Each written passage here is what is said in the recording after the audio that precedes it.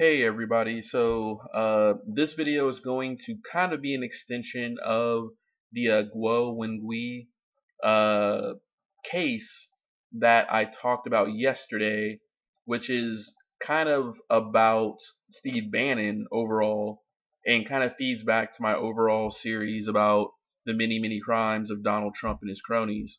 So I started first with Steve Bannon. Then I talked about Guo Wengui, who is like a supposed Chinese dissident, possible Chinese spy, who's kind of pretending to be like a pro freedom sort of person, but he's kind of been grifting and stealing people's money, similar to how Steve Bannon was stealing money with the Build the Wall private fundraisers, and ripping kids off playing video games and all sorts of just weird crony behavior, right? So today, however, is going to be about a man called Michael Pack, who is kind of like, how can I describe him?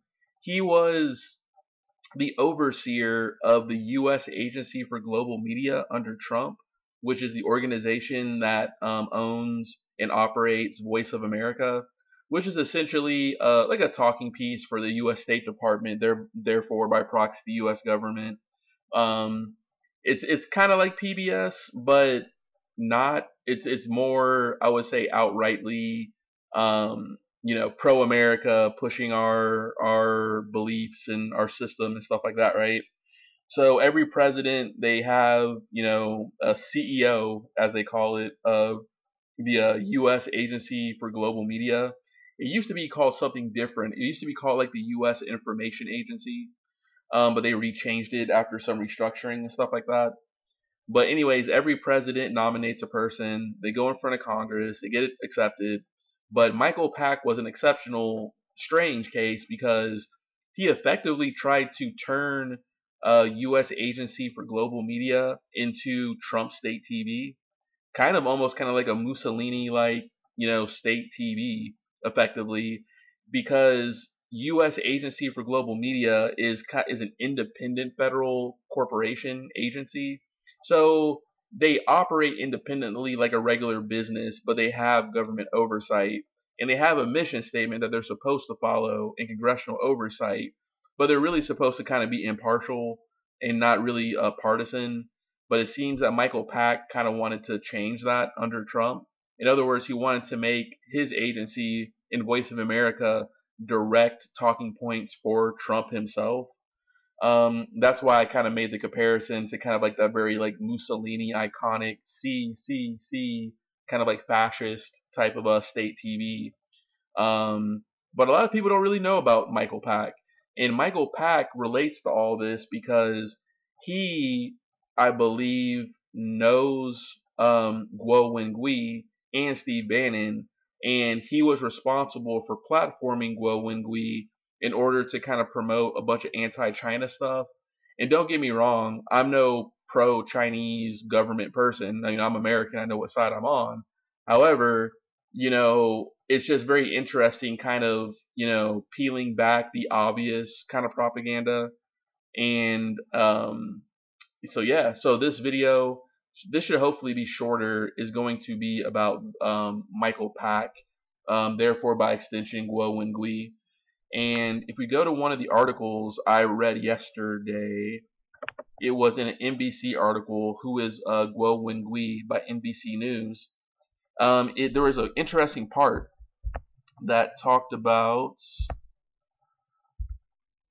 So in 2017, as Guo's public profile in the U.S. began to grow, a journalist from Voice of America, a government-funded news service, arranged to interview him. The plan was to broadcast a live interview for 3 hours on social media, but top officials at Voice of America ordered it stopped after an hour and 20 minutes, according to documents and interviews, because they were concerned he was making unverified allegations.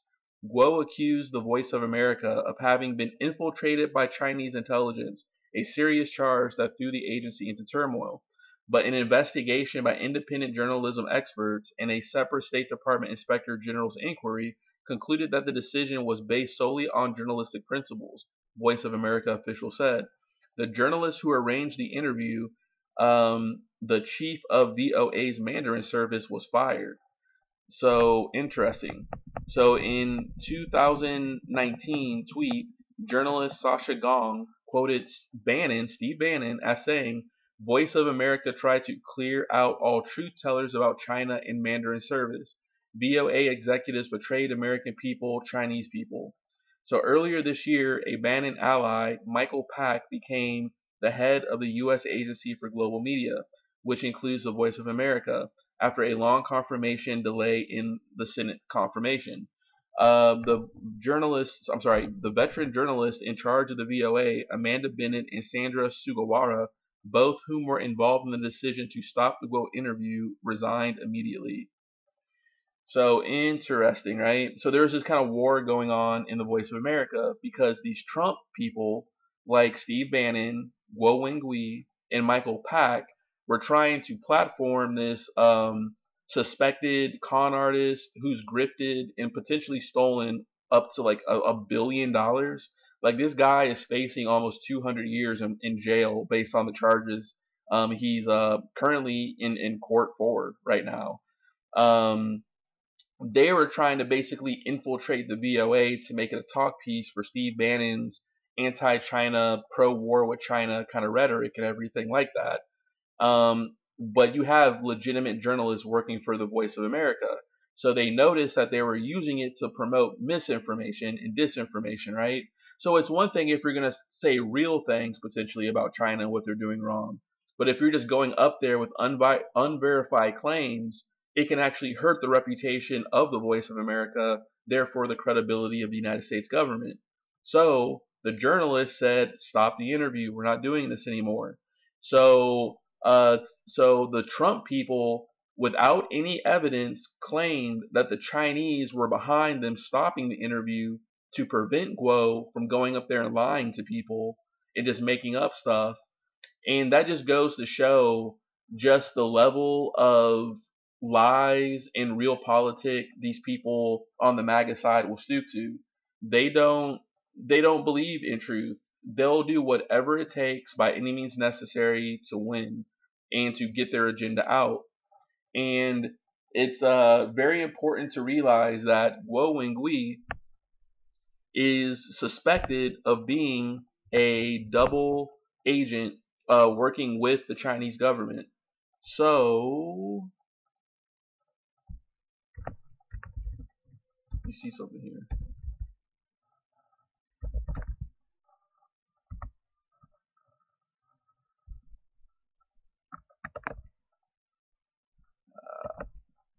Actually, I think it's down here somewhere. But they talk about how they found a bunch of electronic. Here we go.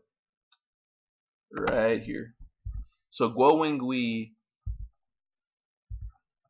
So last year, prosecutors filed a heavily redacted motion revealing that federal agents in 2019 executed search warrants against Guo that resulted in the seizure of more than 100 electronic devices and documents from a safe in one of his homes.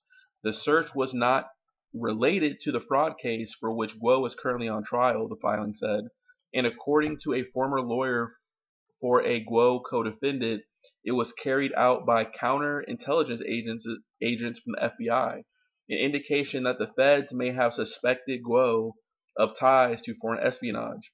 But prosecutors have not mentioned the raid in open court, nor have they pointed out to lawsuits alleging Guo is a CCP agent, a charge Guo denies. But the defense made the case over the last few weeks. Prosecutors have gone further than they had before in noting that the truth is more complicated than Guo's attorney suggests, and have even highlighted some evidence of Guo's ties to Chinese intelligence.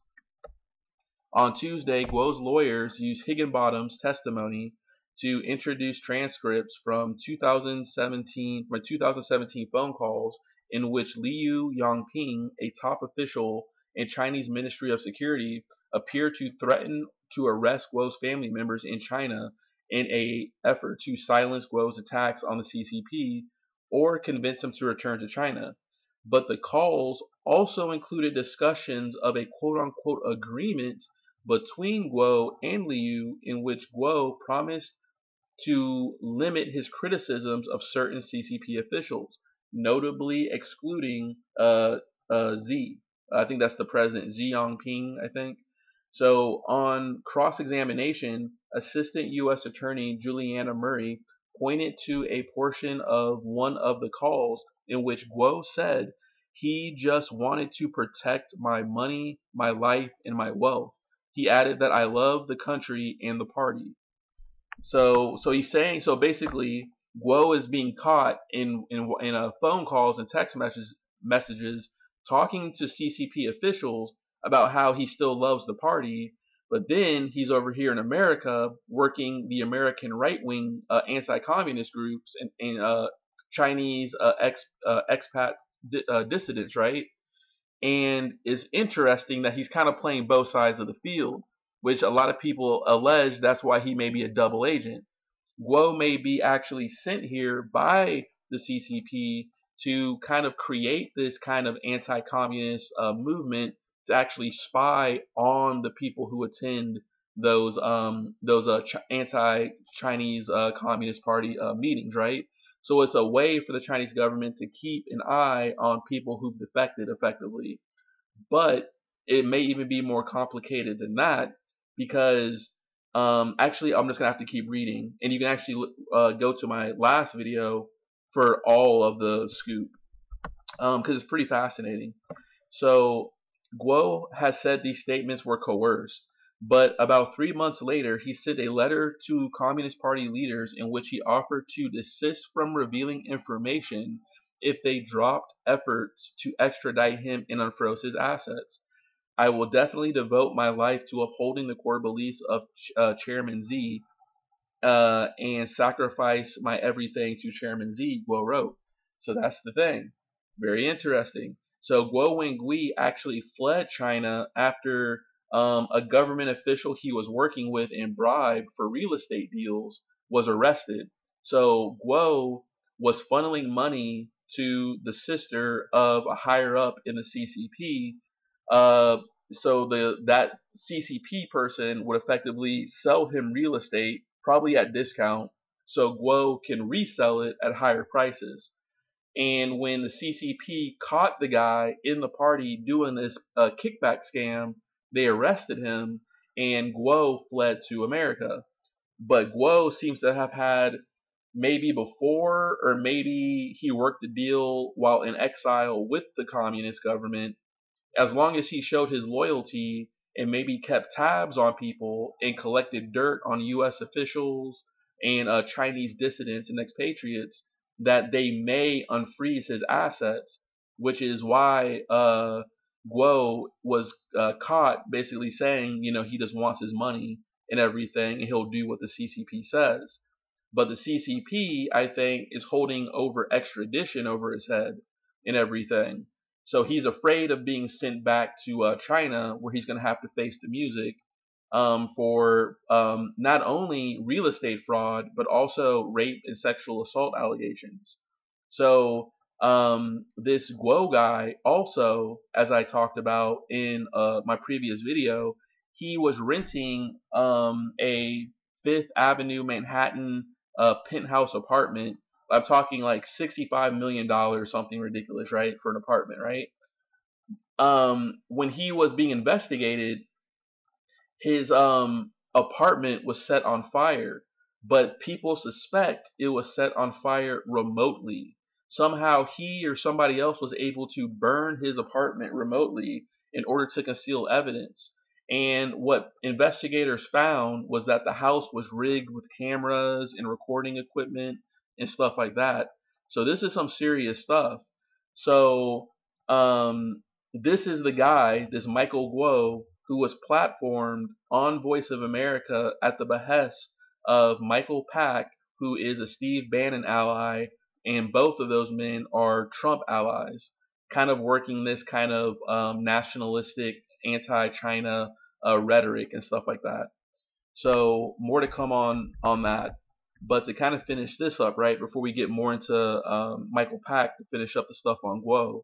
So earlier So earlier in the trial on June 7th, Assistant U.S. Attorney Ryan Finkel also brought up Guo's past ties to another senior security ministry official named Ma Xiang. Ma's influence, as Mother Jones and others have reported, appeared to have helped Guo make a fortune in Chinese real estate. Excuse me. In his summation, Kamaraju is actually one of Guo's lawyers, suggested that Guo fled from China in 2014 due to his criticism of the CCP. That's not true. Guo fled China due to Ma's 2014 arrest on allegations that included accepting bribes from Guo.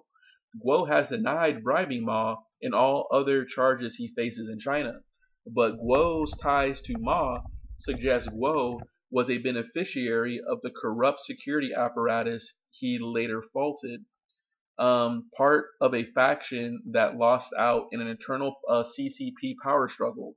So Finkel hit that point while questioning Doran. So to be a billionaire in China requires some connections or help from the CCP, right? Finkel asked Doran, the defense's Chinese expert. Doran agreed. So actually, 1 minute, gonna pause here real quick. All right, so back now. Okay, so Guo is suspected, and so Guo has proven ties to the Communist Party, and it looks like he got in trouble in China, fled, but it seems like he cut a deal in exile with the CCP that, you know, if he's a good boy and maybe does this kind of infiltration mission, that like they'll like unfreeze his assets or something, and will like not extradite him and drop the extradition of him. So they're kind of holding a carrot over him, but he's holding a carrot over them, type of thing. But this Guo guy, regardless, is kind of a criminal. So back to the article. What was it saying here? To be a billionaire in China requires some connection or help from the CCP, right? Finkel asked Doran, and the defense's China's expert. Doran agreed.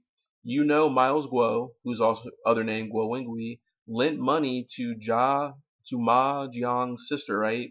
Finkel asked Doran. Ma Jiang's sister then spent the money to buy properties. Then Guo bought back those properties from Ma Jiang's sister. Did you know that? And this was designed so Ma Jiang can make a profit. Doran said he knew nothing of that. So Finkel also used Doran's presence on the stand to ask about a notable item FBI agents found during a search of Guo's home last year. A box with the logo of the People's Liberation Army, the Chinese military, on it. The defense had previously introduced a photo of Lieutenant General Bai Yi, head of the PLA branch purportedly responsible for cyber spying, part of their effort to highlight China's targeting of Guo. Finkel showed the jury a picture of the logo on the box from Guo's home alongside a picture on the logo on Bai's hat. They matched. Shortly after this, though, the government turned to their main argument. Doran had testified that he was targeted by Chinese agents while living in China. Noting this, Finkel asked the witness if he ever raised money by making false promises online or committed fraud. Doran said he had not. Being targeted by the CCP doesn't give you license to do those things, does it? The prosecutor said no. So the prosecutor basically says that even if the allegations that are true of Guo, let's just say that the Chinese government is after him, that doesn't give him license to break other laws and defraud people. So wow, so that's actually really interesting, and this is an article by Mother Jones, and I would recommend it. It's by Dan Friedman. So if you just Google Mother Jones, Dan Friedman, Guo, Guo, this article will pop up, and this is a really good article. So that's about Guo, right? So remember, we had already talked about how Guo was platformed on Voice of America to spread all this disinformation on behalf of Trump and Bannon and Pack, right? So let's talk about Michael Pack, right? Who is this guy? This is Michael Pack. So Michael Pack is an American documentary filmmaker who was CEO of the U.S. Agency of Global Media, UGAM. I was about to say UGASM.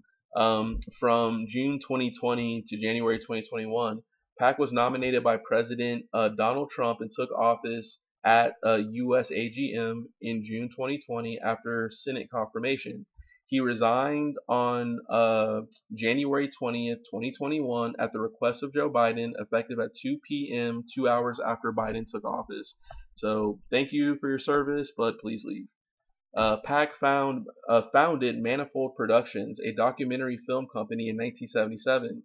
He later served as an executive at the Corporation for Public Broadcasting and as CEO of Claremont Institute, a conservative think tank. So Pack's short tenure as head of USAGM was characterized by NPR, a series of crises. Pack fired the heads of news outlets under USAGM's purview and installed Trump loyalists in positions.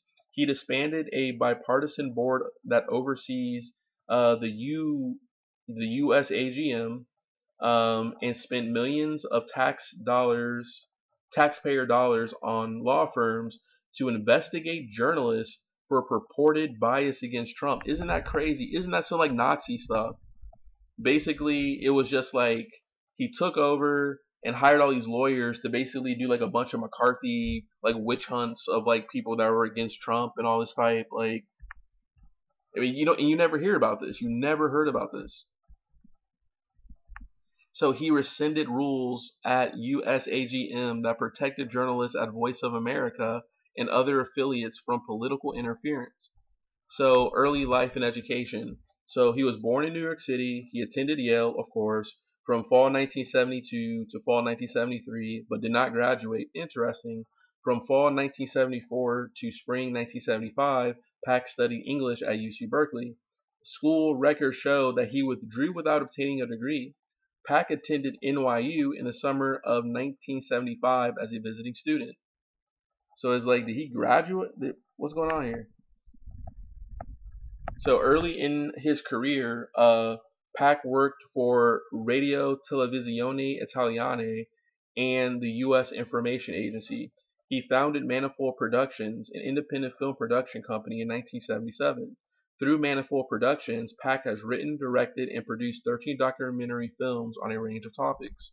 In 1993, Pack served as co-chair of the International TV Council at the Corporation for Public Broadcasting.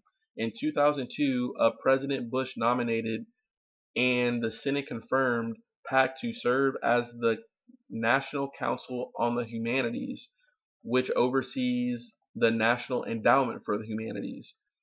He served from July 2002 to February 2005. From 2003 to 2006, Pack served as Senior Vice President for Television Programming at the Corporation for Public Broadcasting.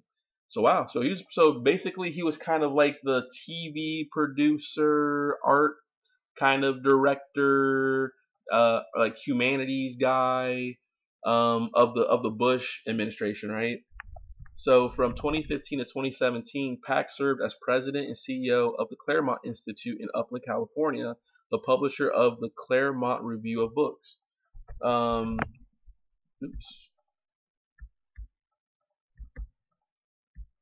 Wow. Okay, sorry about that.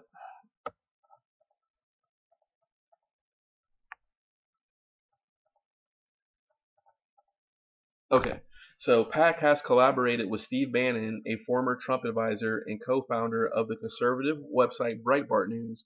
In 2019, Pack produced and directed a documentary about Supreme Court Justice Clarence Thomas.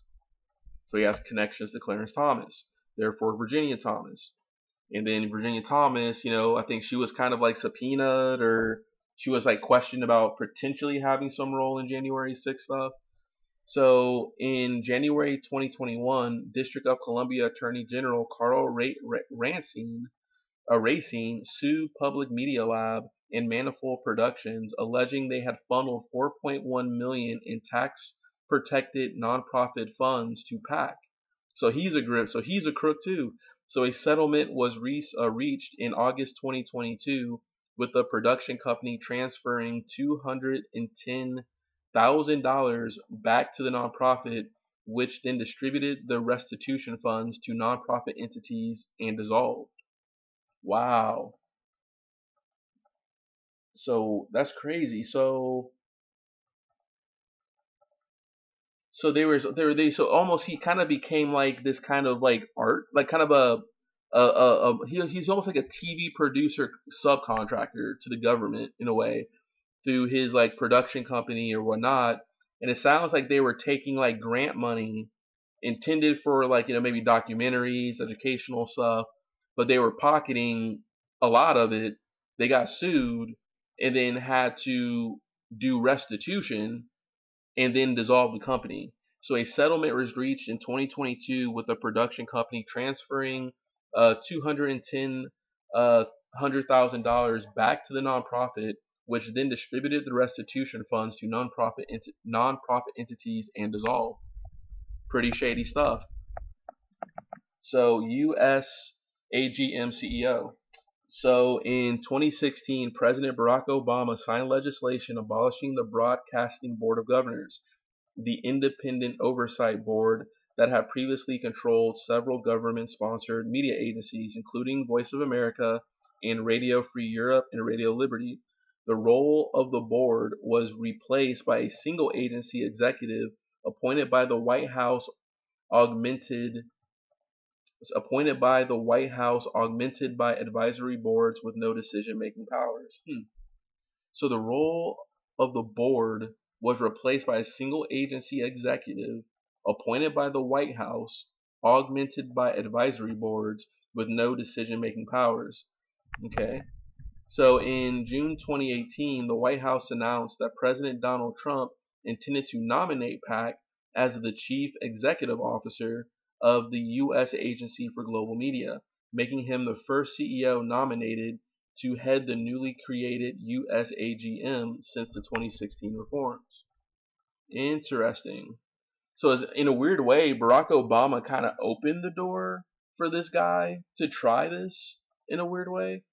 Like maybe incidentally, maybe there was good reason to, or something. Like maybe it was a way of just like, let's not, why have a board? We can just have this one guy report to the White House, but he's essentially has almost kind of like auditors and making sure that he's doing the right thing more so than having like a board of people. But that kind of opened up Pandora's box of enabling a Michael Pack to have this kind of unilateral, freestanding, kind of lone wolf position. And he was the first guy to have it under Trump nonetheless. And he just went to show what happens if you incidentally give one person too much power in the government. That's how I interpret it, but I could be wrong. Wow. So confirmation. So PAC's first confirmation hearing took place on September 19th, 2019. On May 20th, 2020, Senator Jim Risch moved to schedule a committee confirmation hearing for PAC for the following week. PAC's nomination was contentious, with critics arguing that the mission of the VOA would be compromised by installing a CEO who they considered a conservative partisan. On May 12, 2020, Democratic Senator Robert Menendez raised the District of Columbia's Attorney General Carl Racine the question of whether PAC unlawfully directed funds from the nonprofit charitable organization he ran, Public Media Lab, to his profit-making company, Manifold Production Companies. So according to CNBC, at least 1.6 million in donations received by the nonprofit had been sent to Manifold. In response, Racine indicated that he had initiated an investigation. A request by Democratic members of the Senate Foreign Relations Committee to delay a vote until the investigation was complete was overruled by Risch. Interesting. With the committee recommending Pac's nomination on a 12-10 party line vote. Huh. Wow. So this Senator Jim Risch essentially tried to kind of like push his nomination kind of quickly, but then ironically Robert Menendez, I think Bob Mendenez, that's the guy who got in trouble himself for like gold and like he was like smuggling like stashing like stuff like gold and silver for like bribes or whatever. But like I said, even though he was corrupt himself, I guess in this case he tried to stop a little corruption himself. So Bob Menendez essentially raised the District of Columbia Attorney Carl Racine the question of whether PAC was essentially diverting funds from his nonprofit to his actual profit-making business. And they opened up an investigation. However, it looks like they put it up to a vote, and I guess it came back in PAC's favor that they can nominate him without the investigation concluding. So that's kind of interesting.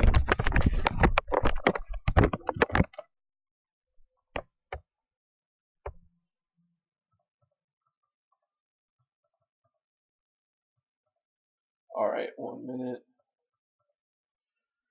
All right, so PAC assumed office over a week after his confirmation, partially so his office could be swept for covert listening devices.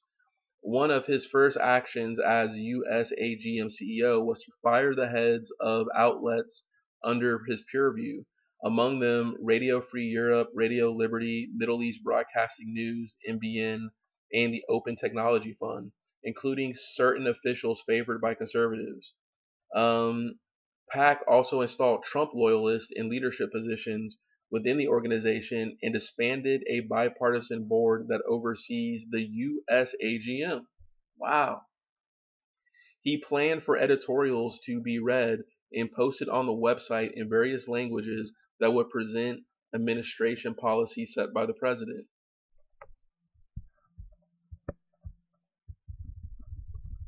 So PAC continued to purge the USAGM, firing at least 7 longstanding agency officials, including Chief Financial Officer Grant Turner and General Counsel David Klingerman. Klingerman and Turner said their removals were retaliation against CEO. Turner said that he had been removed for calling PAC and his team. Turner said that he had been removed for calling PAC and his team to account for gross mismanagement of the agency. And Klingerman said, "There is no other conclusion to draw except that it is retaliation or attempting to do my job in an apolitical manner and to speak the truth." Klingerman was fired days after questioning the legality of PAC's mass firings. Under PAC, USAGM hired Frank Wuko, a former conservative talk show radio shock jock, known for spreading conspiracy theories and calling Barack Obama a Kenyan. It was reported in July 2020 that the USAGM under PAC would not extend visas for foreign VOA journalists. Wow, this is a sneak preview of what they're going to do when Project 2025 happens. I may have to do a separate video just on that in and of itself.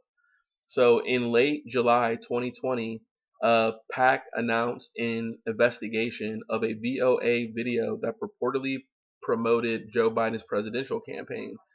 So in August 2020, USAGM required several of its outlets to return money allocated for internet freedom projects for the agency to reallocate them for other internet freedom purposes.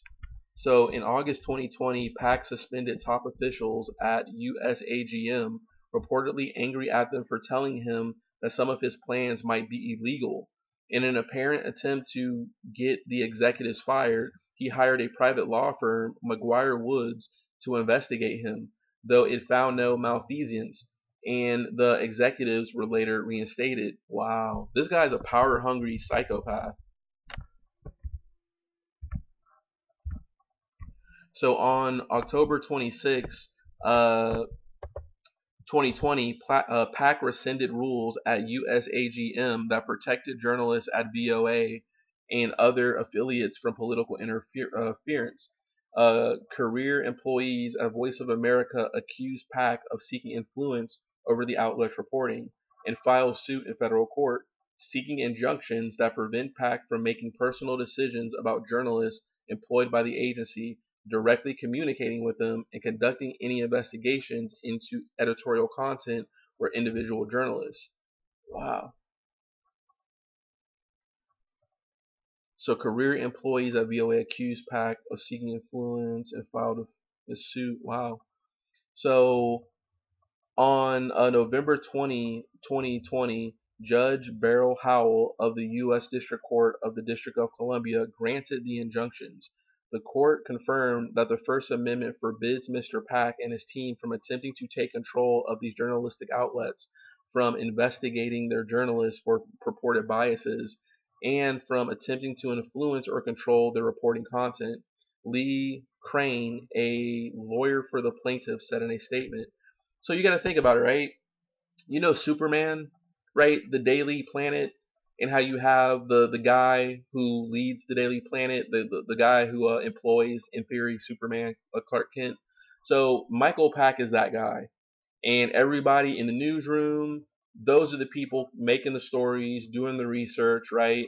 But it sounded like Michael Pack abused his power and kind of implemented this kind of Project 2025 Heritage Foundation, McCarthy era Red Scare throwback purge, investigating people, firing people, diverting funds, removing their journalistic protections, and everything like that.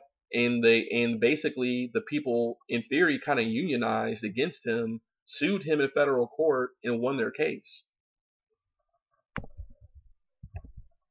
So the U.S. Office of Special Counsel revealed on December 2nd, 2020, that it had found a substantial likelihood of wrongdoing at USAGM, including gross mismanagement by PAC and violations of the legal firewall meant to protect Voice of America's journalistic integrity. It demanded that the USAGM investigate allegations by whistleblowers. The Government Accountability Project, a public interest law firm, told NPR that it was representing more than 20 whistleblowers at USAGM. Among other appointments, PAC appointed Robert R. Riley to lead VOA on December 9th, 2020, and Victoria Coates to lead MBN on December 22nd. So on January 14, 2021, 6 days before Joe Biden's inauguration as president, a group of Voice of America journalists signed a letter demanding the resignation of the director of VOA and his deputy. The controversy concerned the reassignment of reporters Patsy Widakuswara and news director Yolanda Lopez after the journalists questioned outgoing Secretary of State Mike Pompeo. Wow.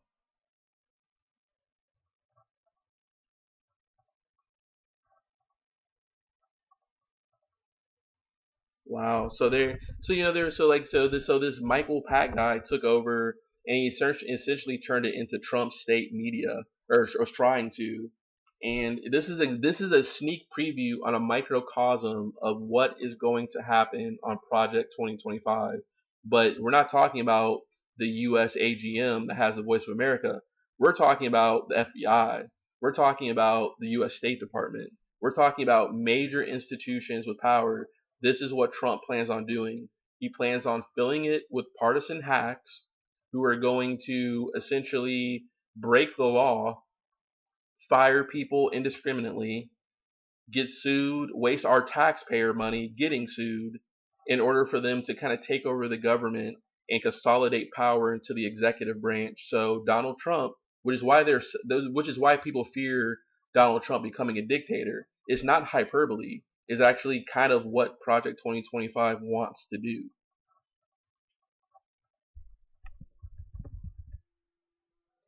So here we go. So on January 20th, 2021, The day Biden took office, PAC resigned at Biden's request, effective at 2 p.m., 2 hours after Biden took office. NPR concluded scores of interviews over the controversies PAC's actions engendered, and few at the agency or its broadcasters agreed with PAC's characterization of on his mission or performance, instead characterizing him as seeking political control over their coverage. In February 2023, three independent experts released a review of PAC's management actions at the USAGM from June 2020 to January 2021. The review concluded PAC repeatedly abused his authority and engaged in gross mismanagement and gross waste. Wow.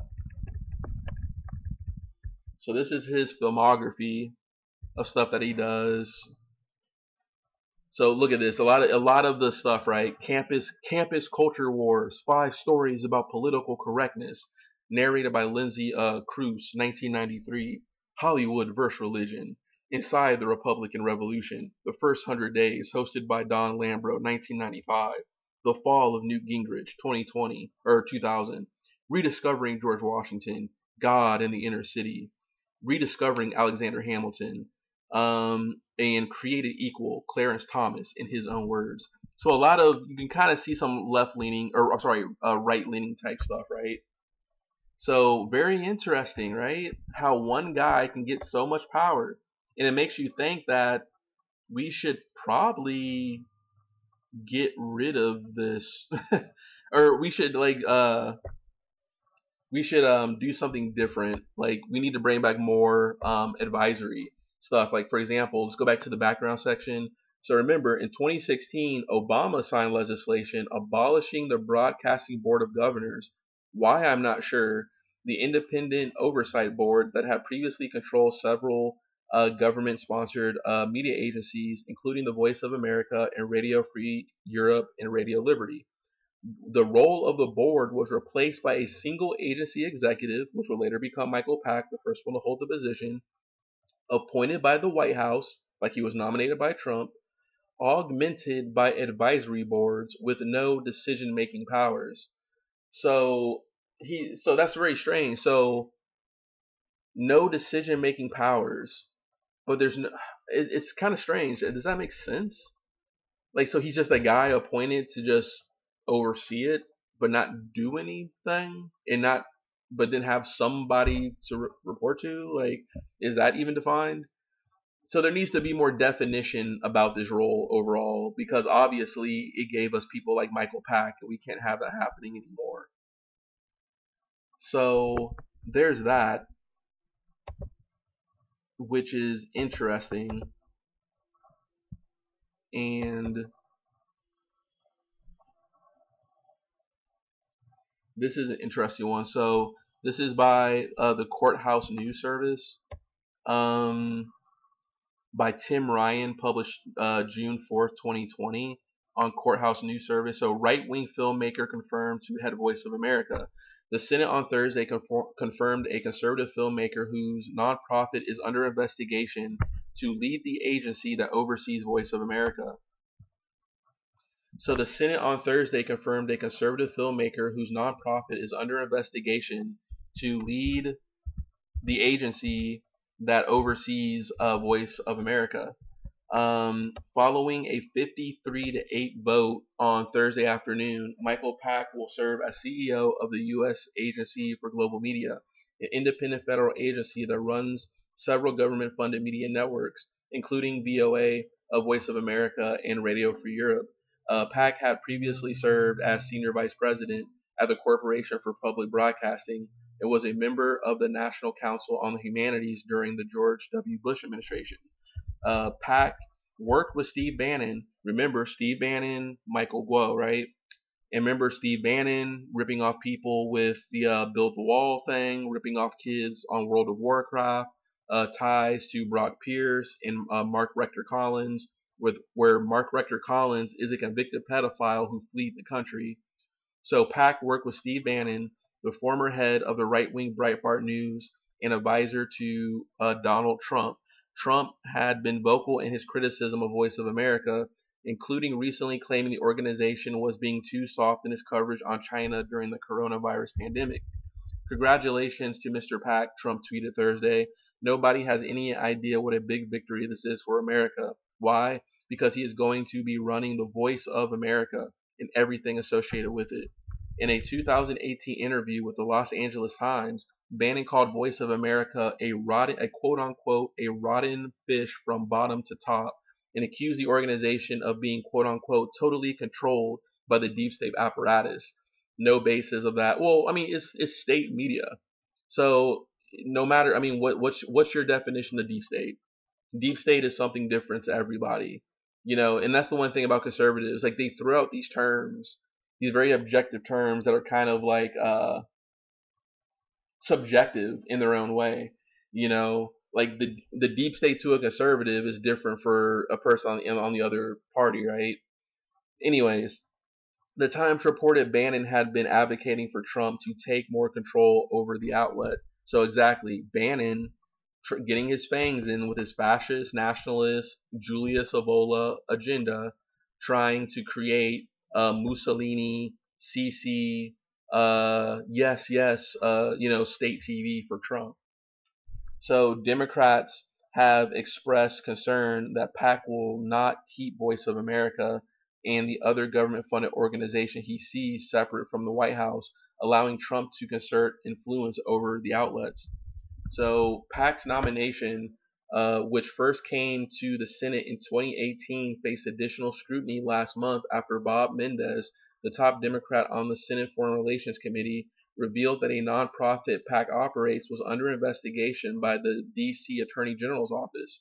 According to Mendes, the city's Attorney General is probing whether PAC improperly transferred grants from his nonprofit Public Media Lab received into his for-profit for production company, right?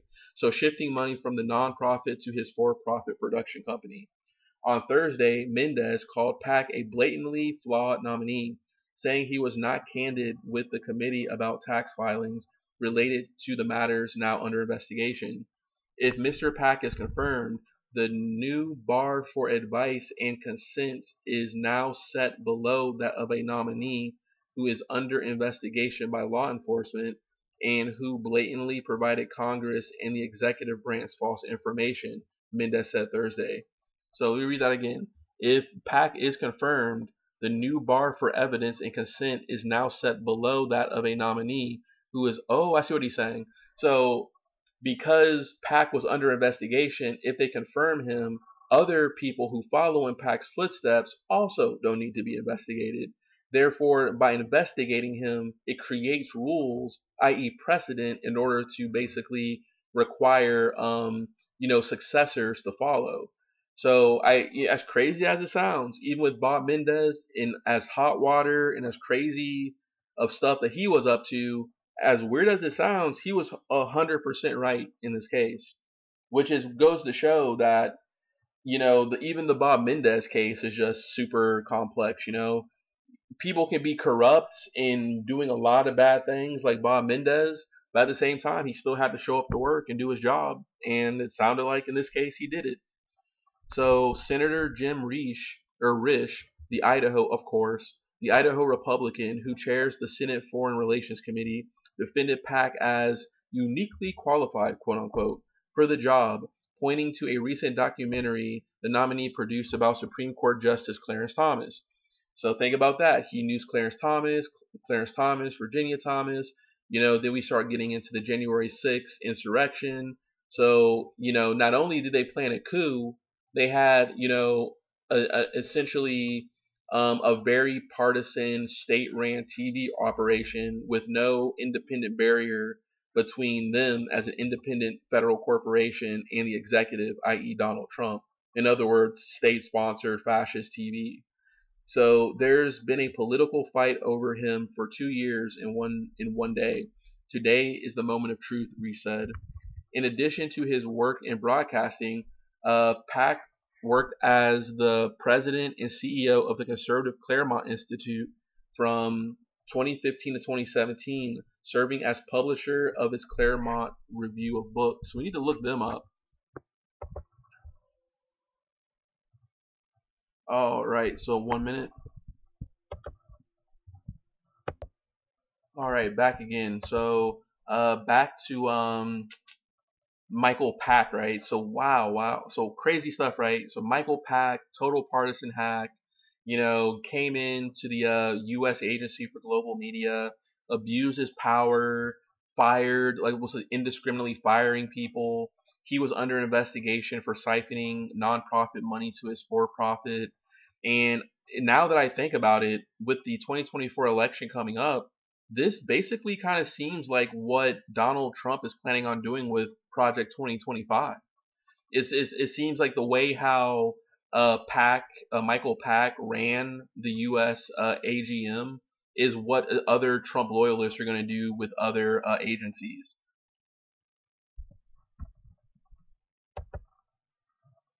Right? So this is wild. So this is the U.S. Information Agency. Yeah, it replaced the United States Information Agency, and so the U.S. So is an independent agency of the United States government that broadcasts news and information. It is considered an arm of U.S. diplomacy.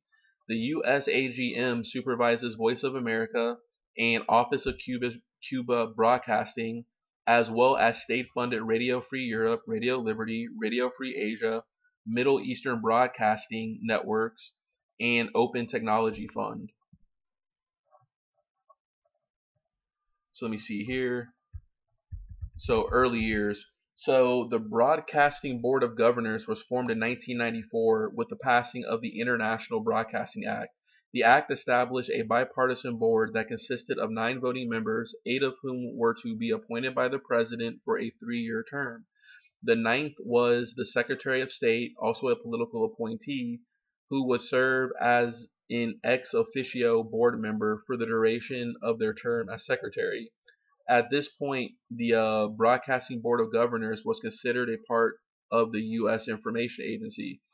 The first voting members of the BBG, confirmed on August 15, 1995, were David W. Burke, Ted Kaufman, Tom Korologos, Betts Bow Lord, Alberto J. Mora, Cheryl Halpern, Mark Nathanson, and Karl Spielvogel. On October 1st, 1999, the BBG was established as an independent agency by the Foreign Affairs Reform and Structuring Act of 1998. So the agency has 5 broadcasting entities that were established from 1942 to 2004. Voice of America had been in operation since World War II. William Harlan Hale, a journalist and writer, began the VOA's first radio show by saying, "We bring you the voices of America today and daily from now on. We speak to you about America in the war. The news may be good for us. The news may be bad, but we shall tell you the truth." Then in 1950, Radio Free Europe / Radio Liberty, RFE / RL, went on the air. The Office of Cuba Broadcasting, OCB, was started in 1985, and Radio Free Asia was founded in 1996. So let me see here. So organization.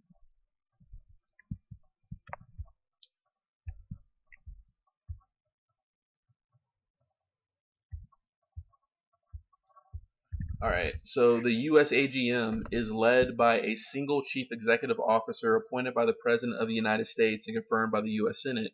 Until 2016, it was headed by a bipartisan board with 9 members. 8 were appointed by the President with Senate confirmation, and the ninth member ex officio was the Secretary of State. By law, no more than 4 members could be from the same political party in an attempt to limit partisanship. The President designated 1 member, other than the Secretary of State, to serve as chairman. The board served as a firewall against political interference in the journalistic product. So that's what I'm saying. I think we need to bring that back, or we need to do something different to have more accountability over the single CEO model now. So upon the enactment of the National Defense Authorization Act for fiscal year 2017 on December 23rd, 2016, the agency was placed under the direction of a single CEO. the board, officially renamed as the International Broadcasting Advisory Board, was reduced to 5 members appointed by the president to serve in an advisory role. Previously appointed board members in excess of 5 could continue to serve, but would not be replaced when their term expired. Under the 2016 reform legislation, any new agency CEO is nominated by the president and confirmed by the U.S. Senate with authority to select key agency personnel. Former USAGM CEO John F. Lansing, who had been selected and approved in 2015 by the BBG board holding a Democratic majority during the Obama administration, was not nominated by President Obama nor confirmed by the Republican-controlled Senate, as this was not required under previous legislation. In June 2018, President Trump announced his intention to nominate documentary filmmaker Michael Pack to head the agency. He was confirmed by the Senate 2 years later and served from June 2020 to January 2021, when he was asked to resign at the request of the newly inaugurated President Joe Biden. When President Biden then appointed Kelu Chao as acting chairman of the USAGM CEO. President Biden has nominated Amanda Bennett for CEO. She received previous bipartisan confirmation from the U.S. Senate in September 2020 and was sworn into the position in December 2022. So past board members have included, such as board members. Wow. So funding. As a federal agency, the USAGM's budget request is part of the President's budget request office. So during the federal funding dispute for the fiscal year 2011, I want to say that's when they shut down the government because of Obamacare, when the Republicans with I think Paul Ryan and those guys and Rand Paul they shut down the government for sequestration to basically try to defund Obamacare. So during the fiscal disputes in 2011, when President Obama sided with the BBG, agreeing to language that the organization would expand unrestricted access to information on the internet. So the BBG received $10 million from Congress for the purpose of fighting internet censorship in China and other countries. So the government has already had a slight anti-China bend for it, but it seems that it wasn't to the liking of Steve Bannon. And Steve Bannon, being crazy as he is, wanted it to be, basically he wanted to be like the Epoch Times. So the Epoch Times, if you don't know, it's like that media outlet that is very conspiracy theory, sensationalist, very controversial. They talk about the Chinese are harvesting organs in mass farms, even though those cases are unsubstantiated. A lot of muckraking against the Chinese. And like I said, I repeat, don't get me wrong, I do not support the Chinese Communist government in any way, shape, or form. However, I think we just need to call it what it is. And, I think that Donald Trump, because of Bannon and Bannon's worldview against China, that he felt that the voice of America in the USAGM wasn't going hard enough on China. Oh, wow, check this out. So the agency has $2 million earmarked to the 2019-2020 Hong Kong protests through the Open Technology Fund. This funding was froze in June 2020 as China was preparing to introduce a new security law for Hong Kong. So President Biden's budget requested in 2023 includes $840 million to USAGM, which the agency says will enable them to continue their vital mission to inform, engage, and connect people around the world in support of freedom and democracy. This is an increase of $29.6 million from the 2012 requested level. So in theory, right, let's just say, so in theory, Biden is asking for more money for the USAGM. So therefore, he's increasing the threshold that Trump will be allowed to ask for, because they're not going to ask for less. So this is how you interestingly start seeing bloated government spending, right? One person raises it, well then they say, well the other guy raised it, so I'm going to raise it. Well, I got to beat him. So then they keep raising it back and forth in this pissing contest between each other or whatnot. But don't get me wrong, there's some like kind of controversial stuff about uh this agency and Voice of America. And I think it's kind of like an open secret that there was a lot of like CIA stuff in like the Cold War and everything. So I can go more into detail about it, but maybe I shouldn't, just for time's sake.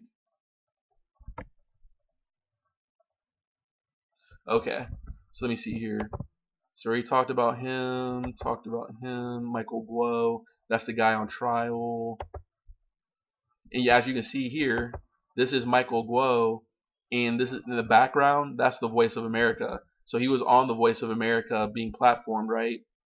And like I said, it's a part of the U.S. government's CIA type culture creation operation. They're trying to promote democracy within China, and that's not necessarily bad as far as promoting democracy. But doing it with a person like Michael Guo and doing it with a person like Steve Bannon and Michael Pack is bad. Is what it comes down to. Like there's in other words, I kind of feel that like Democrats, traditional Democrats, traditional Beltway DC Democrats, yeah, to be honest, I feel like they just have that kind of Kennedy era etiquette about themselves. Like they know that sure they might be working for the State Department or bless me, excuse me, sorry, or the CIA or something like that, but there's an etiquette to it. There's a refined element to it, and I feel like Republicans used to know that too. But I feel that in the MAGAverse, the populist MAGA right wingers don't understand that, and everything they do is hyperbolic to the point of like there is no plausible deniability with them. Like what they're doing, which ironically kind of hurts the United States and makes us seem ironically more like a pariah state in and of ourselves, while we're going around talking about promoting democracy. You know, now we're kind of getting into like Machiavellian realpolitik type stuff here, but it's like, in other words, they're too on the nose, they're too on the cuff type with the MAGA types. It's hyperbolic neo McCarthyism. So as you can see here, so this is Michael Guo, Voice of America type stuff.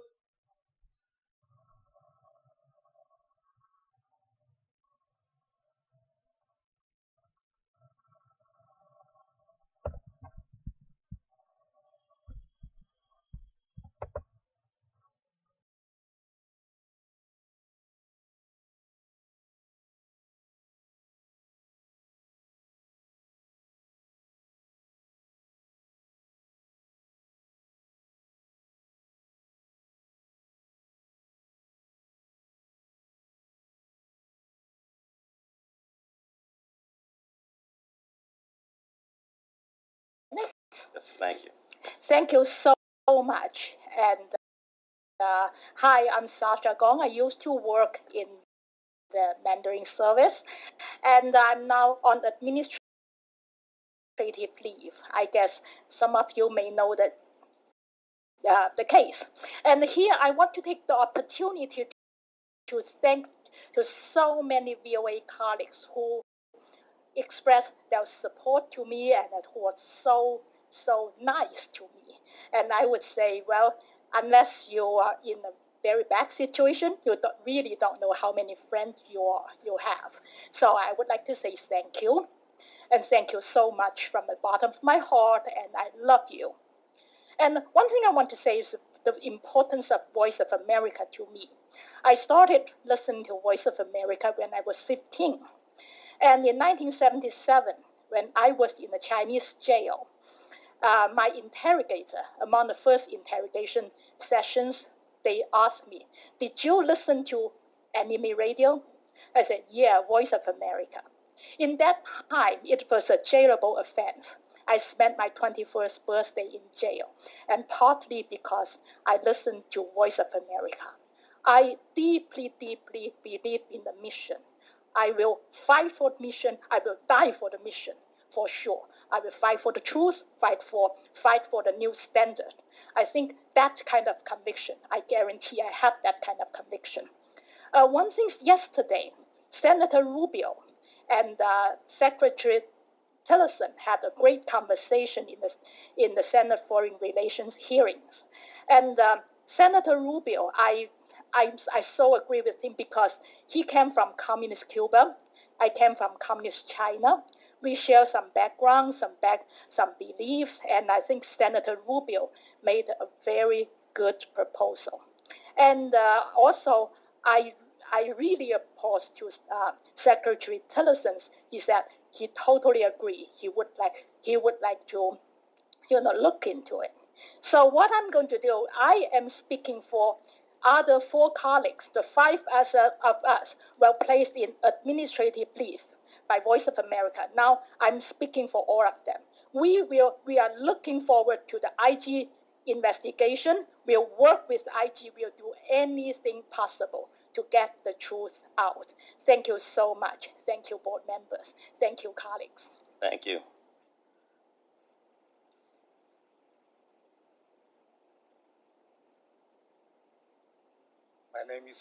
My name is Huchen Zhang. I'm a senior editor at VOA Mandarin Service. I've been working for VOA for more than 26 years. I believe I have served VOA honorably, but unfortunately, I'm one of the 5 people that have been put on admin leave. My heart is very heavy that the thing has come to this stage, and I'm particularly sad about the damage to the credibility and reputation of Voice of America, especially Mandarin broadcasting to China. I'm very encouraged by the exchange between Senator Rubio and Secretary Tillerson yesterday, and I hope this investigation by the Office of Inspector General will proceed, and we will get to the bottom of things, and the whole thing will come to a timely and satisfactory manner. Thank you.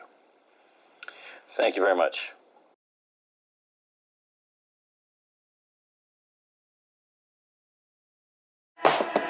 From hard hats to steel-toed boots.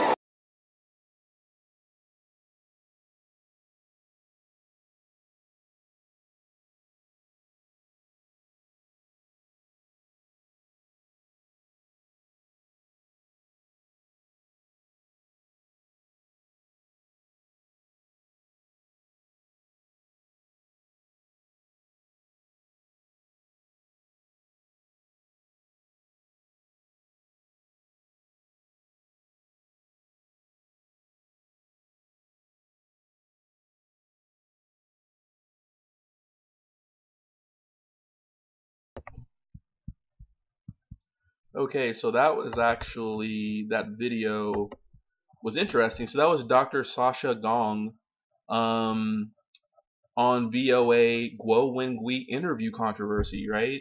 Because we go back to that article by NBC News, very interesting. So let's go back to her.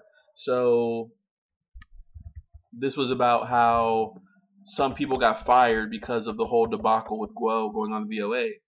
So Guo accused the VOA of having been infiltrated by Chinese intelligence, a serious charge that threw the agency into turmoil. But an investigation by independent journalism experts and a separate State Department Inspector General's inquiry concluded that the decision was based solely on journalistic principles, VOA officials said. The journalist who arranged the interview, the chief of VOA's Mandarin Service, was fired. So I think that's that video I just showed you. So in a 2019 tweet, the journalist, Sasha Gong, quoted Steve Bannon, as saying, "Voice of America tried to clear out all truth tellers about China in Mandarin Service. VOA executives betrayed the American people, Chinese people." So earlier that year, Bannon ally Michael Pack became the head of the U.S. Agency for Global Media, which includes VOA. So after a long confirmation delay in the Senate, the veteran journalists in charge of VOA, Amanda Bennett and Sandra Sugawara, both whom were involved in the decision to stop the Guo interview, immediately resigned after Peck's nomination. So they knew the writing was on the wall, that they were about to get a new boss who was a partisan hack, and they decided just to resign. So that's just very interesting right there.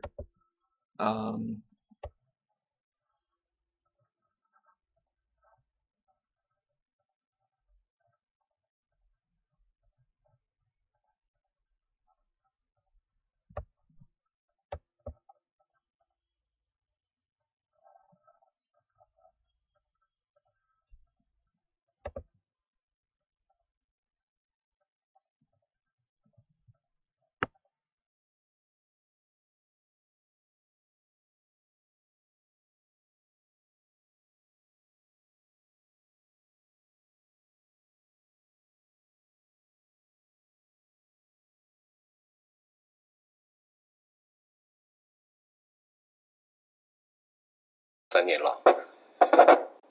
My question is for Miss Amanda. I was jailed 3 years for the freedom of press.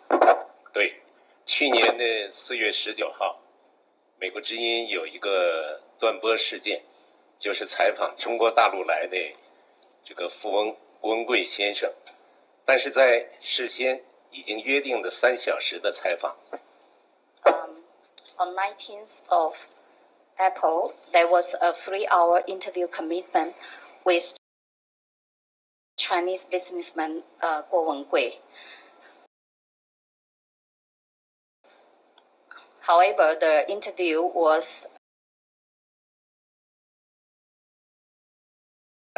disrupted abruptly.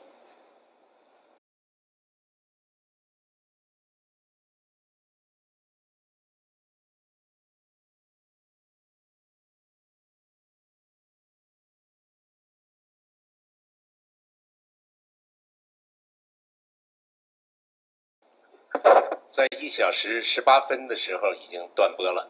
It was stopped at like 1 hour 18 minutes.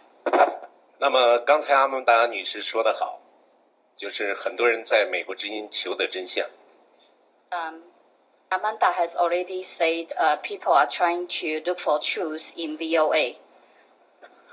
但是我们至今不知道为什么美国之音和 BBG 在这个断播事件以后开除了3名记者，他们是龚小夏、东方，还有李素。Until today, we don't know why 3 journalists, why VOA intended to fire 3 journalists or stop their job. All right, let me answer the question. I understand the question. Sir, I understand your question, and let me point out that there was no Chinese government pressure. There was no U.S. government pressure. All the decisions that were made inside Voice of America were made in the service of high journalistic integrity. And unfortunately, I'm sorry, we cannot tell you anything because of privacy and labor issues. We cannot tell you the reasons why things are happening. But I would like to assure you that, first off, talking about censorship, you just mentioned something very important, 1 hour and 18 minutes. The Guo Wengui interview appeared on Voice of America for 1 hour and 18 minutes. Every decision that was made regarding that, every management decision that was made regarding that interview was made in the service of journalistic integrity. Thank you for your question. I need to move around the room because we're running out of time. Yes, sir.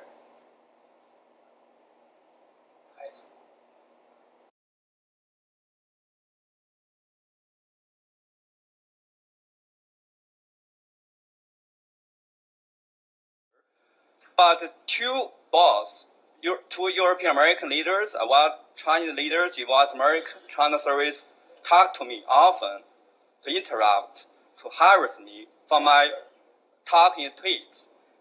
And I just forward tweets. It shows sympathy for the 3 fired journalists by the US American. Let me see if I've got the times up, but you're running my clock out on me. Terminate the contract.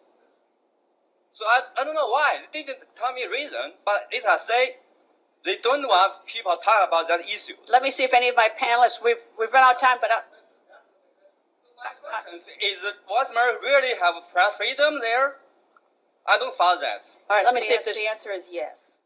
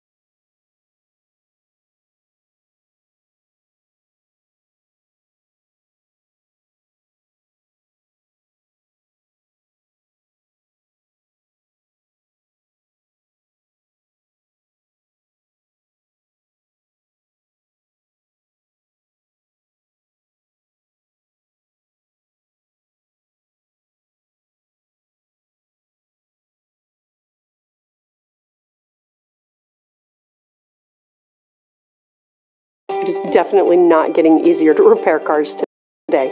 Auto manufacturers are going.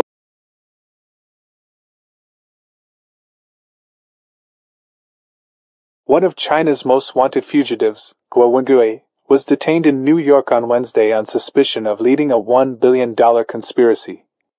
Before the 54-year-old escaped China in 2014 and landed in the U.S. the following year, he was charged with a number of offenses. Additionally, he is the target of an international arrest warrant known as an Interpol Red Notice. Guo, a co-conspirator, and another assistant were charged by the U.S. Justice Department with a number of offenses, including wire and securities fraud. Ho Wan Kwok was the name used to charge Guo. Guo defrauded hundreds of thousands of people worldwide through a sophisticated plan before stealing hundreds of millions of dollars. Wednesday's appearance in Manhattan federal court saw Guo enter a not guilty plea through a lawyer. His attorney did not respond right away with a statement. Guo was accused of filling his pockets with the money he stole, including buying himself and his close family a 50,000 square foot, 4,645 square meter mansion, a $3.5 million Ferrari, and even two $36,000 beds, and financing a $37 million luxury yacht, according to the charges. He became good friends with Steve Bannon, the political advisor to former U.S. President Donald Trump, while he was living in New York. Bannon was detained in 2020 for scamming donors while aboard Guo's 45-meter boat that was docked off the coast of Connecticut. Guo was detained on Wednesday morning at his opulent residence close to Central Park. 21 bank accounts linked to Guo have had about $634 million. Guo was also charged civilly by the Securities and Exchange Commission on Wednesday for allegedly misleading investors through false web articles and videos.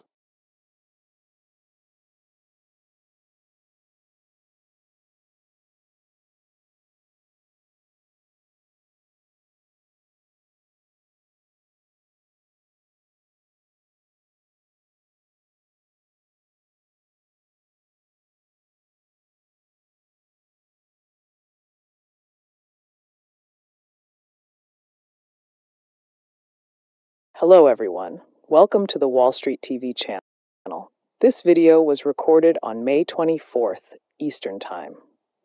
In this episode, we will continue to focus on the high-profile case of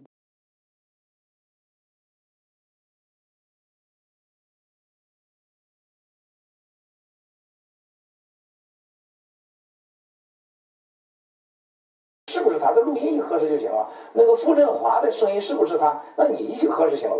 我不知道，我只知道傅老三的老大，我不知道叫不叫傅振华，你去核实就行了。没有。这后来我们开始在明镜火牌爆料以后，在我的个人郭文贵的推特上多次推特以后，一再的只是威胁，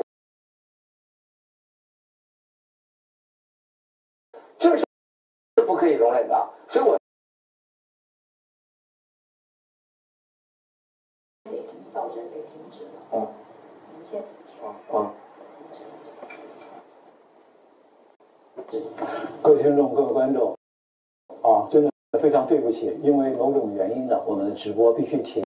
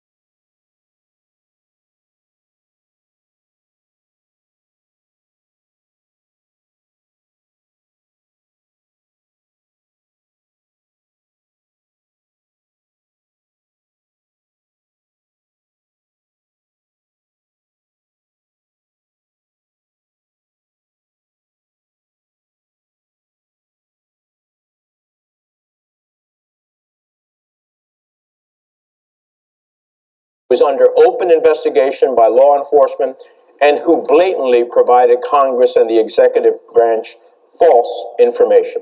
Today is the moment of truth. It's time to vote on Mr. Pak.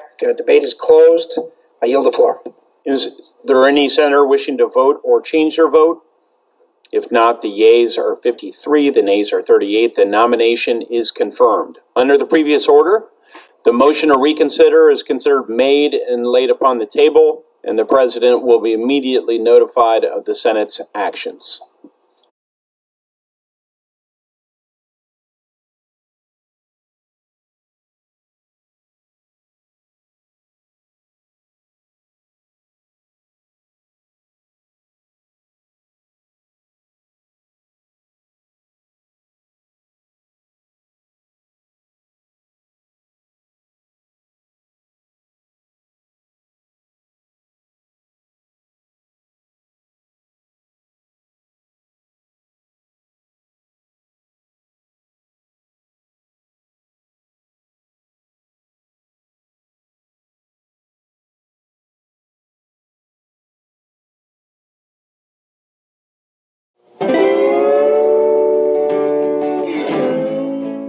Hello, everyone, and welcome back to another edition of the Federalist Radio Hour. I'm Christopher Bedford, and joining me today is Michael Pak. He's the CEO of the U.S. Agency for Global Media, starting in June. It's after a 2-year confirmation battle about, and it's not his first political appointment. A film producer, writer, and director, he has served as a co-chair of the International TV Council for the Public Broadcasting Corporation. In 2002, he served on the National Council of the Humanities, and for 2 years, he was the CEO of the Claremont Institute and published their wonderful review of books, the only lifetime membership I have to any magazine. Thanks so much for being here with us today. Thank you for having me, Chris. So, Michael, you come into a position that was hard-fought for lots of political reasons, in charge of a group of, so some Americans might not be too familiar with the U.S. Agency for Global Media, but most Americans are familiar with Voice of America, Radio Free Europe, Radio Free Asia, some of the programs that are under your purview. I think they would be surprised, those who are well familiar with your work, to realize how many hundreds of millions of people around the world hear American journalism from those airwaves, from those reporters. But there has been a problem at the Voice of America and some of its affiliates over the last couple of years. It's been criticized for being a very liberal wing of the new corporate American news media as opposed to a voice for American democracy. And most recently was criticized for some potential security lapses and also for publishing a vote for Joe Biden message in a foreign language, telling them that Biden stands with Islam against Donald Trump, or at least the Arab-speaking people. You cleaned house on that. Indeed. It's a rare thing there. And you've received some backlash because the reporters have friends in the media. Yeah, they're all journalists in the first place, and they're very wired into the media. On my first day at USAGM, I changed the leadership of the 5 broadcasting networks, and that included, although she resigned the day before I came, Amanda Bennett, who was director of the Voice of America, and her husband, Don Graham, was formerly publisher of the Washington Post, so she's very well connected, and that is perhaps a high end, but not atypical of the connections people have there. But just to go back to the beginning of your comment, I think people don't know that much about USAGM, although they have some sense. But this agency was founded in 1999, and it brought together 5 broadcasting entities, or what grew to be 5 broadcasting entities, that are essentially government broadcasters: Voice of America, Radio Free Europe, Radio Liberty, which you mentioned, Radio Free Asia, Middle East Broadcasting, and the Office of Cuba Broadcasting. And you're right, they are together, they are one of the biggest broadcasting entities in the world. We broadcast in over 71 languages, with an estimated audience of over 350 million a week. And as you say, Chris, that's a lot of people. It is. It's about the size of my audience. Similar. My Twitter following.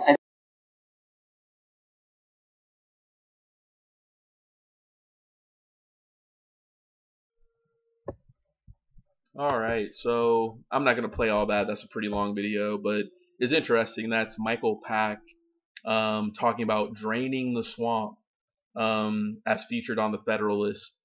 So it's just interesting, you know. It's like I really do think that what Michael Pack tried to do with the U.S. Agency for Government Media that has Voice of America and Radio Free Europe, two very historic, notable pro-America, Cold War era type outlets.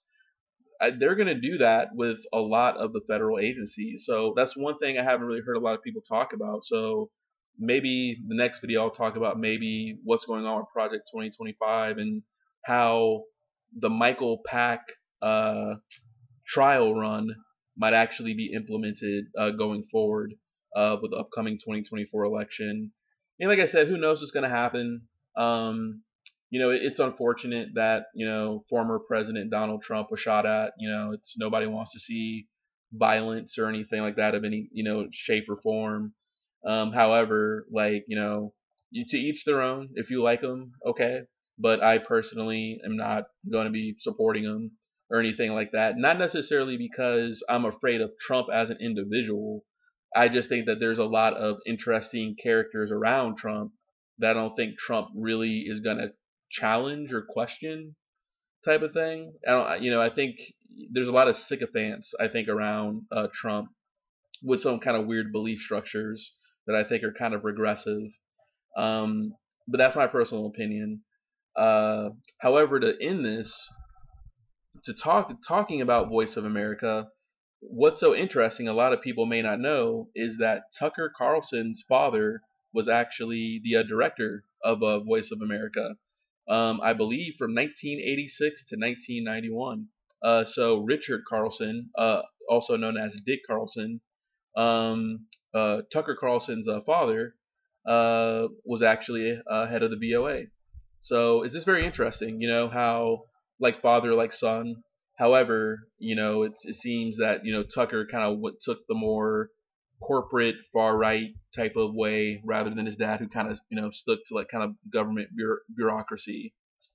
So Richard Carlson, born 1941, I believe he's still alive, is an American journalist, diplomat, and lobbyist who was director of the Voice of America from 1986 to 1991.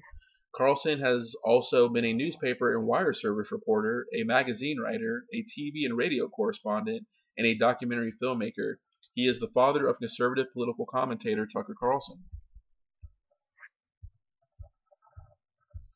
So he graduated, let me see here.